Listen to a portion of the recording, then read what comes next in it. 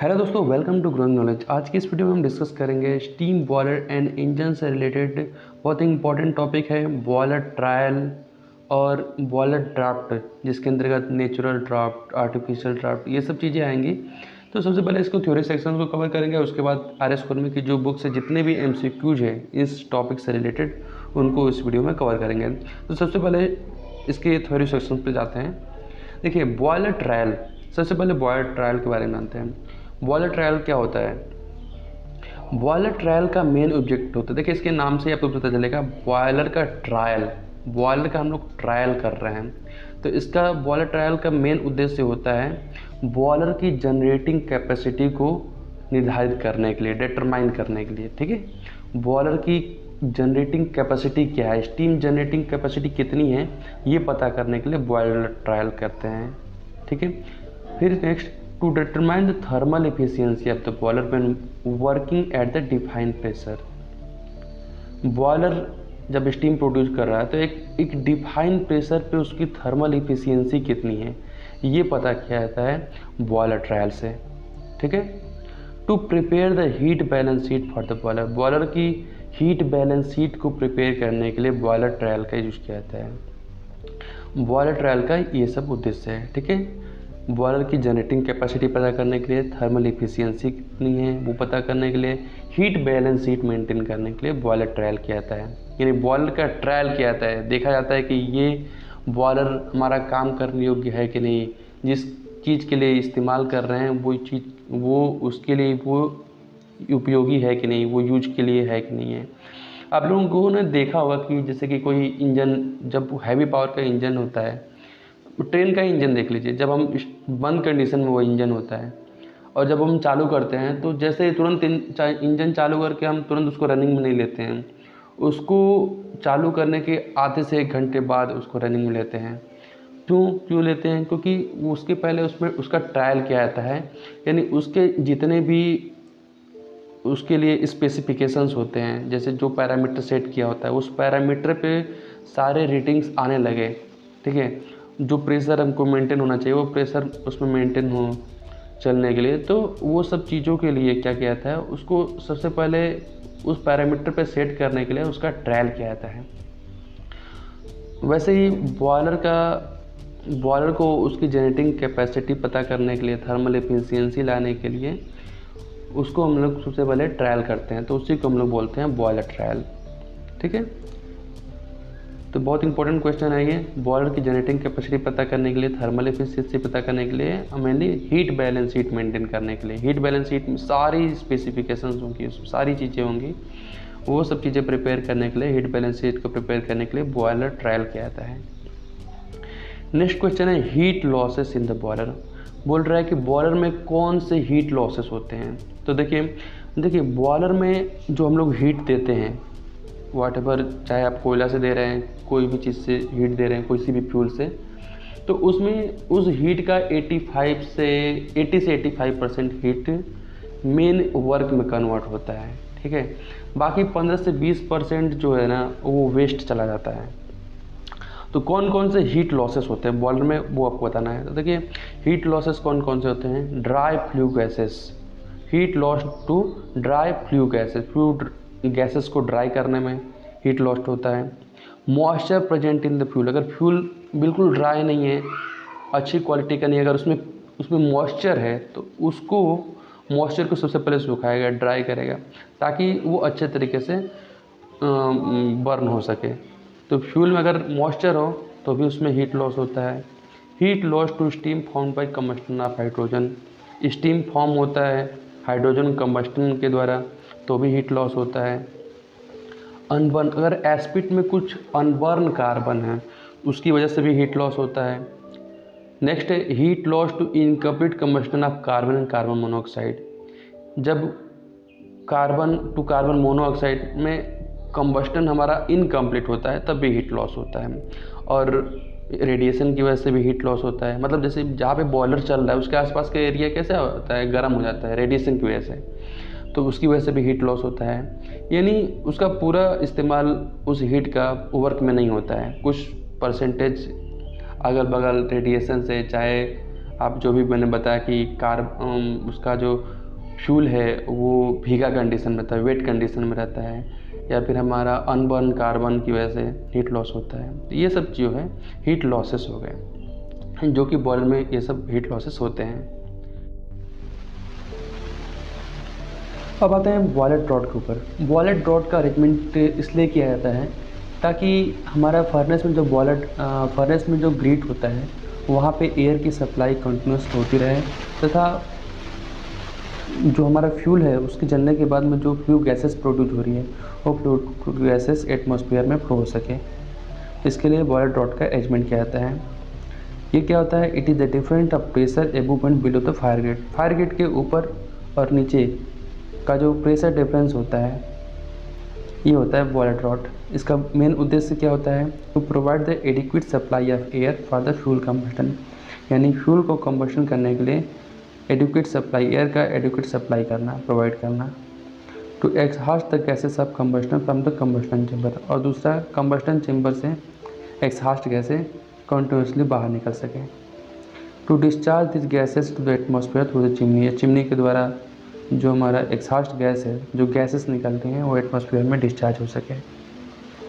तो boiler draft दो तरीके से किया जाता है। एक नेचुरल तरीके से नेचुरल ड्राफ्ट कहलाता है, और जो मैकेनिकल तरीके, चाहे आप फैन या फिर स्टीम जेट वगैरह के द्वारा जब कोई ये अरेंजमेंट करते हैं तो उसे कहते हैं मैकेनिकल ड्राफ्ट। यहाँ हम देखिए ड्राफ्ट टू टाइप के होते हैं। Natural draft produce by chimney, chimney के द्वारा जब कोई ड्राफ्ट होता है तो उसे कहते हैं नेचुरल ड्राफ्ट। दूसरा होता है आर्टिफिशियल ड्राफ्ट। आर्टिफिशियल ड्राफ्ट में फैन या फिर स्टीम जेट के द्वारा जब ड्राफ्ट किया जाता है तो उसे कहते हैं आर्टिफिशियल ड्राफ्ट। आर्टिफिशियल भी दो टाइप के होते हैं, एक स्टीम जेट होता है, दूसरा मैकेनिकल होता है। स्टीम जेट में क्या होता है?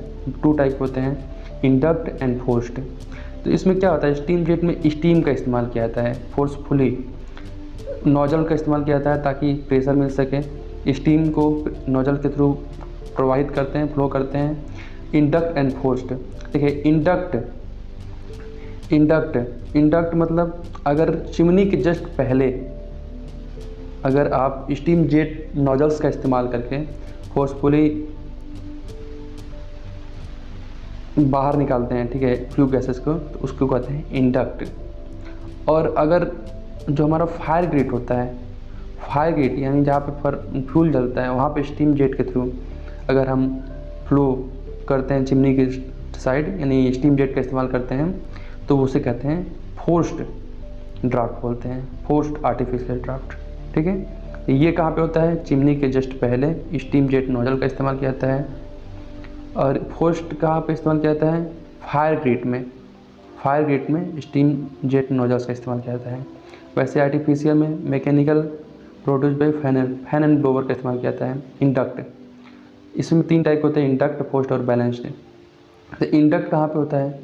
इंडक्ट सेम वैसे ही, अगर चिमनी के पहले अगर यहाँ पे एक फ़ैन लगा दिया जाता है, जैसे ये पिक्चर में है, तो ये हो जाएगा आपका induct, artificial induct, mechanically draft. और अगर हम बॉयलर के फायर ग्रिट में एफडी को फैन लगा देते हैं तो उसे हम लोग क्या कहते हैं? उसे हम लोग कहते हैं फोर्स्ड। ठीक है, इंडक्ट कहाँ पे? चिमनी के पहले लगाते हैं, तब चिमनी के बाहर अगर कोई फैन लगाते हैं, चिमनी के ठीक पहले, तो उसे इंडक्ट बोलते हैं। और फोर्स्ड किससे बोलते हैं? जब फायर ग्रिट में अगर हम कोई फैन लगाते हैं ताकि हमारा फ्लो हो सके चिमनी के थ्रू फोर्सफुली, तो उसको हम लोग बोलते हैं फोर्स्ड। और अगर दोनों जगह फैन लगाते हैं, एक फायर ग्रिट में एफडी फैन लगाते हैं, दूसरा चिमनी के जस्ट पहले यानी एयर प्री हीटर के बाद, तो उसे बोलते हैं बैलेंस्ड ड्राफ्ट। ठीक है, ये बैलेंस होता है, यानी इधर से भी फैन के थ्रू फोर्सफुली फ्लू गैसेस को फ्लो किया जा रहा है और यहाँ पे भी एक एफडी फैन लगा देता है ताकि फोर्सफुली चिमनी के थ्रू बाहर निकाला जा सके फ्लू गैसेस को। तो ये आपको समझ में आ गया होगा। फिर से एक बार समझाते हैं। ड्राफ्ट टू टाइप के होते हैं, natural draft, artificial draft. Natural draft में ठीक चिमनी के थ्रू गैसेस फ्लो हो जाती है, फ्लू गैसेस बाहर निकल जाती हैं प्रेशर डिफरेंस की वजह से। आर्टिफिशियल ड्राफ्ट में क्या होता है? फोर्सफुली हम लोग स्टीम जेट या फिर फैन या ब्लोवर की मदद से जब हम ड्राफ्ट करते हैं तो उसे हम लोग बोलते हैं आर्टिफिशियल ड्राफ्ट। टू टाइप के होते हैं, स्टीम जेट और मैकेनिकल। स्टीम जेट में भी टू टाइप होते हैं, इंडक्ट और फोर्स्ड। स्टीम जेट में अगर इंडक्ट का मतलब क्या होता है, स्टीम जेट का इस्तेमाल किया जाता है, यानी चिमनी के पहले अगर यहाँ पे हम लोग स्टीम जेट इस्तेमाल कर दिया जाए, स्टीम जेट का नोजल लगा दिया जाए ताकि फ्लू गैसेस तेज़ी से बाहर निकल सकें, तो उससे बोलते हैं इंडक्ट स्टीम जेट ड्रॉप्ड। और अगर हम फोर्स्ड क्या होता है, बॉयलर में, अगर बॉयलर में फायर ग्रिड के पास में अगर हम जहाँ पे एयर फ्लो हो रहा है वहाँ पे हम लोग कोई फैन या ब्लोअर लगा देते हैं, सॉरी स्टीम जेट का इस्तेमाल करते हैं, तो उससे बोलते हैं फोर्स्ड। सेम इसमें भी इंडक्ट मतलब यहाँ पे फैन लगाया जाएगा कहाँ पे, चिमनी के जस्ट पहले। फोर्स्ड मतलब बॉयलर में फैन या ब्लोअर लगाते हैं तो उसे फोर्स्ड बोलते हैं। बैलेंस फोर्स्ड इंडक्ट मतलब जहाँ पे दोनों जगह बैलेंस तरीके से, दोनों जगह इधर में फैन और यहाँ पे भी फैन, तो उसे बोलते हैं बैलेंस्ड ड्राफ्ट बोलते हैं। ठीक है,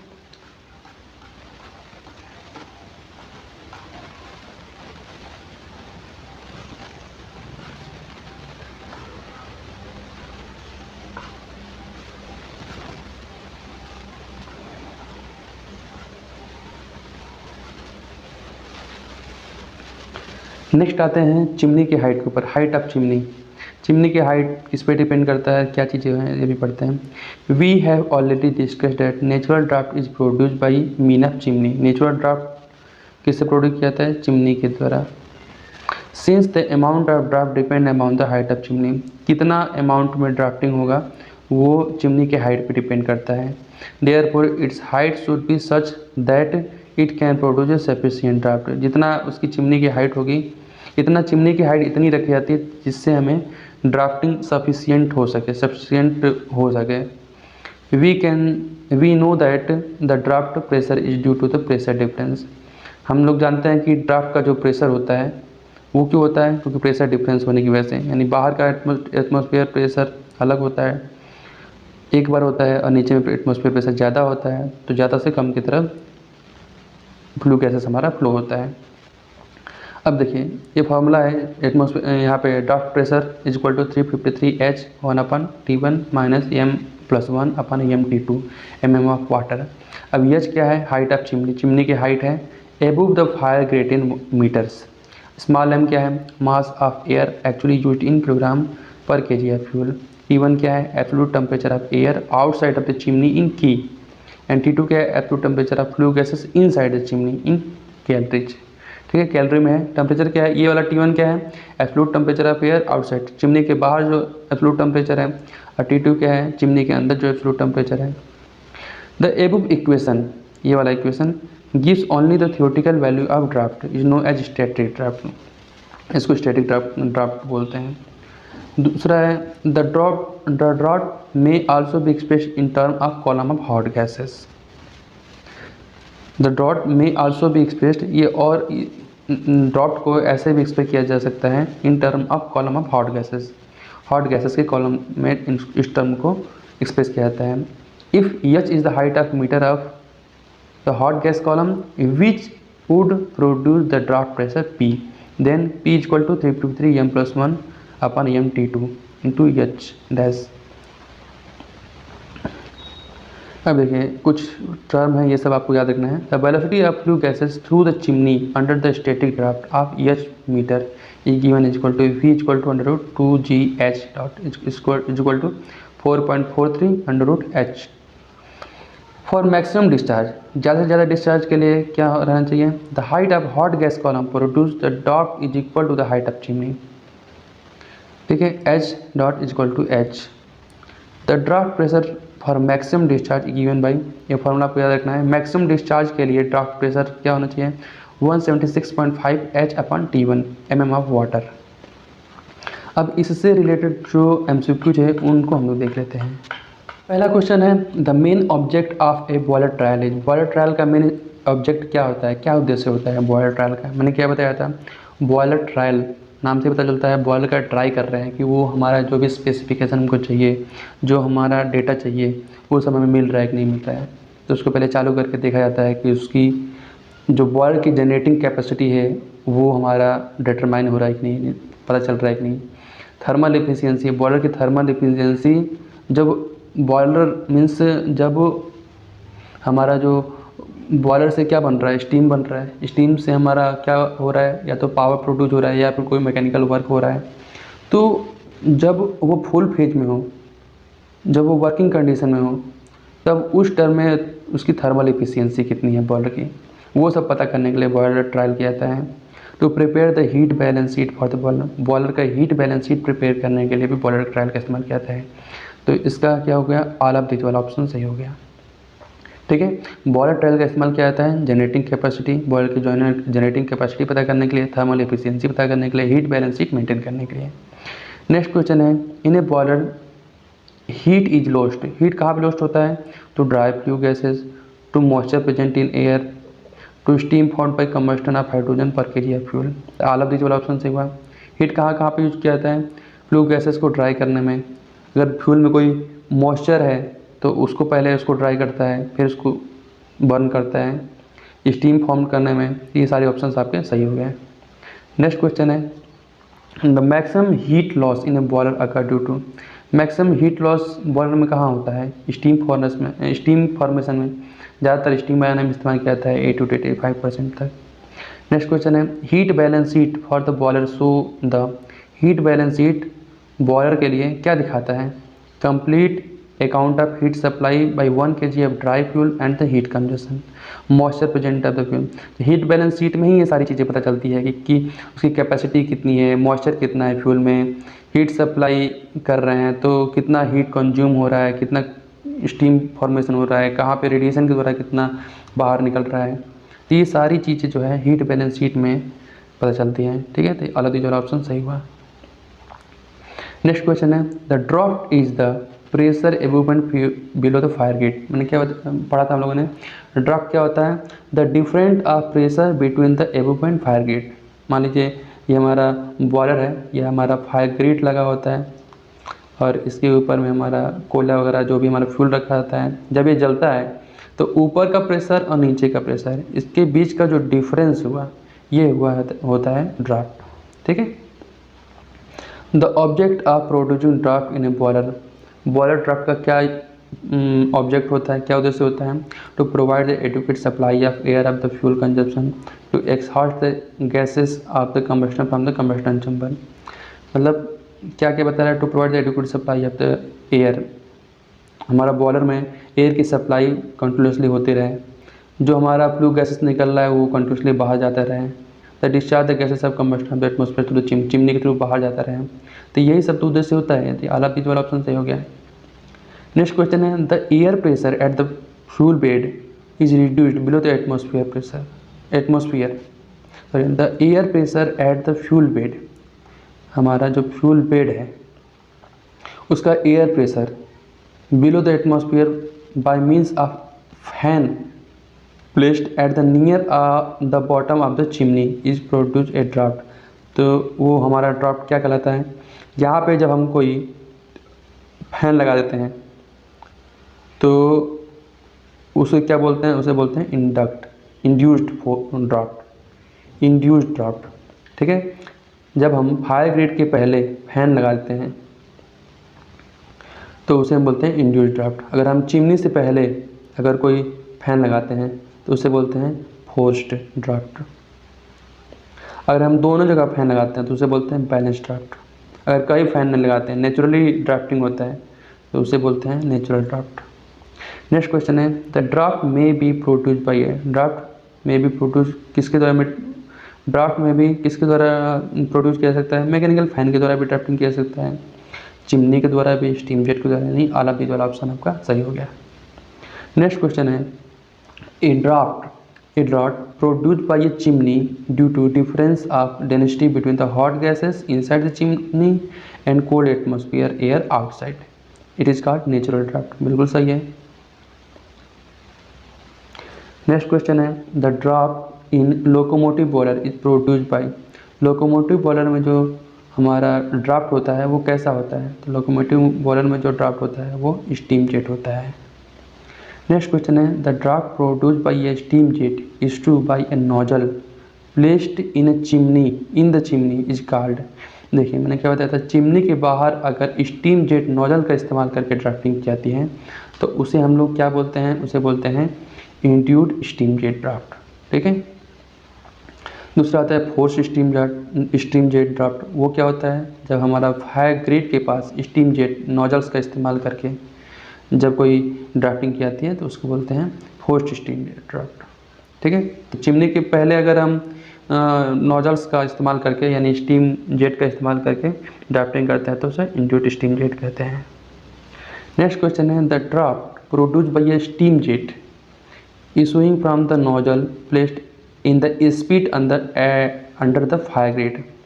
अगर हम फायर ग्रिड में यानी बॉयलर का जो फर्नेस है उसमें अगर हम स्टीम जेट का इस्तेमाल करके नोजल्स का इस्तेमाल करके यानी नोजल्स में स्टीम जेट को फ्लो करके यानी प्रेशराइज स्टीम जेट को हम लोग फ्लो करके ड्राफ्टिंग करते हैं तो उसको हम लोग बोलते हैं forced steam jet draft. The natural draft is produce by, natural draft किसके द्वारा प्रोड्यूस किया जाता है, तो नेचुरल ड्राफ्ट किसके द्वारा, चिमनी के द्वारा किया जाता है।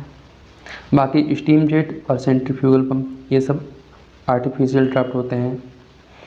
Next time the artificial draft is produced bye, artificial draft किसके द्वारा होता है, स्टीम जेट के द्वारा होता है, सेंट्रीफ्यूगल पंप सेंट्रीफ्यूगल फैन के द्वारा, यानी बोथ ए एंड बी, यानी डी वाला ऑप्शन सही हुआ। नेक्स्ट क्वेश्चन है, the chimney draught varies with, chimney का जो ड्रॉट होता है वो वेरियस होता है हाइट ऑफ चिमनी, हाइट पे डिपेंड करता है। ठीक है। नेक्स्ट क्वेश्चन है, mechanical draught produce more draught than natural draught, mechanical draught produce more draught, obvious सी बात है फैन लग जाएगा या फिर स्टीम जेट नोजल्स का इस्तेमाल किया जाएगा तो हमारा ड्राफ्टिंग तेज़ी से होगा, बिल्कुल सही है, ट्रू। नेक्स्ट क्वेश्चन है, the mechanical draught with amount of smoke, mechanical drop से क्या होता है, increase with the amount of smoke, sorry mechanical drop से हमारा जो स्मोक होता है वो क्या होता है, कम होता है, धुआं कम होता है। नेक्स्ट क्वेश्चन है, the efficiency of the plant with the mechanical draft, अगर प्लांट की इफिशियंसी बढ़ेगी व्हेन मैकेनिकल ड्राफ्ट का इस्तेमाल किया जाएगा, एफिशिएंसी बढ़ेगी क्योंकि फैन हम लोग तेज़ी से ड्राफ्ट कर रहे हैं, यानी फ्लो कैसे हमारा ईजी तरीके से निकल रहा है तो हमारा फर्नेस में ईजी अच्छे तरीके से फ्यूल बर्न होगा। ठीक है। एडिक्वेट एयर ऑफ सप्लाई मिलता रहेगा, फ्लू गैसेज अच्छे तरीके से एक्सहॉस्ट होगा चिमनी के थ्रू, तो हमारा क्या होगा, प्लांट की एफिशिएंसी बढ़ेगी। Which are the following statement is wrong, कौन सा स्टेटमेंट रॉन्ग है, mechanical draft reduce the height of chimney, बिल्कुल सही है। The natural draft reduce the fuel consumption, natural draft से फ्यूल कंजप्शन रिड्यूस होता है, नहीं, नेचुरल ड्राफ्ट से फ्यूल का कंजप्शन बढ़ता है। A balance draft is the combination of induct and forced draft, बिल्कुल सही है। तो आपका बी वाला ऑप्शन सही हो गया।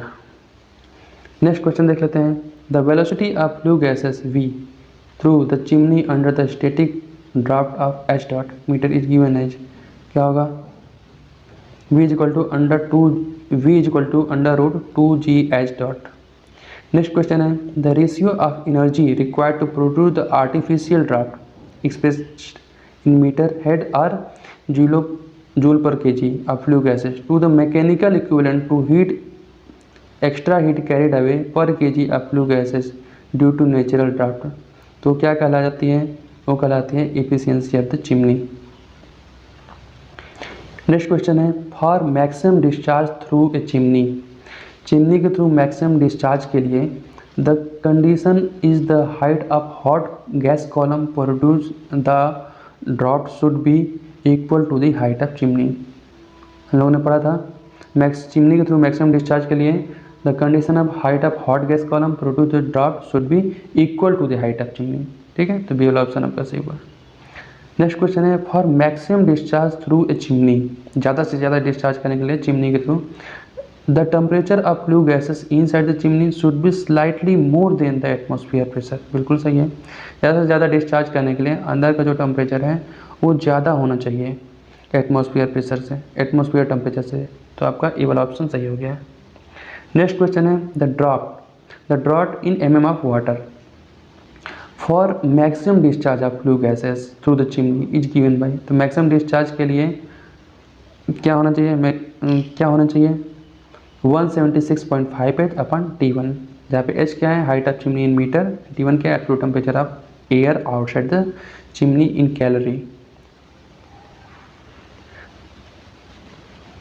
ओके, तो ये हुआ 145 question steam boiler and engine से रिलेटेड, जिसमें ड्राफ्ट कवर किया गया है, बॉयलर ट्रायल, ये सब चीज़ें कवर की गई है। नेक्स्ट क्वेश्चन है 146 से लेके बाकी के नेक्स्ट आने वाले क्वेश्चन, इसमें क्या है, स्टीम इंजन से रिलेटेड जो हमारा रेसिप्रोकेटिंग स्टीम इंजन, ये सब क्वेश्चन आएंगे। तो सबसे पहले थ्योरी सेक्शन, देन इससे रिलेटेड MCQ कवर करेंगे।